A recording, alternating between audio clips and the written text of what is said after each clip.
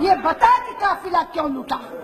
तू इधर उधर की ना बात कर, ये बता कि काफिला क्यों लूटा। हमें रहबरों से गिरा नहीं, तेरी रहबरी का ख्याल है, तेरी रहबरी।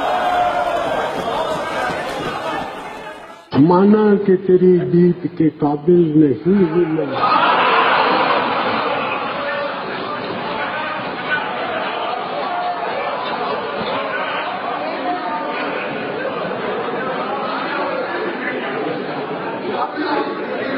माना कि तेरी जीत के काबिल नहीं हूँ मैं, तू मेरा शौक तो देख, मेरा इंतजार कर।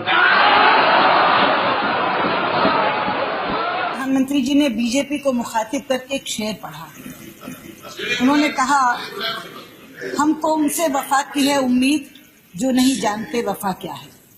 अध्यक्ष जी, आप जानती हैं शायरी का एक अदब होता है, शेर का कभी उधार नहीं रखा जाता। इसलिए मैं प्रधानमंत्री का ये उधार चुकता करना चाहती हूँ, एक नहीं 2 शेर पढ़ के। पहला, फिर उनके उधार हो जाएगा। पहला, प्रधानमंत्री जी, कुछ तो मजबूरियां रही होंगी, कुछ तो मजबूरियां रही होंगी, यूं ही कोई बेवफा नहीं होता। और मुल्क के साथ बेवफाई करने के लिए दूसरा शेर पढ़ रही हूँ आपको मुखातिब करके।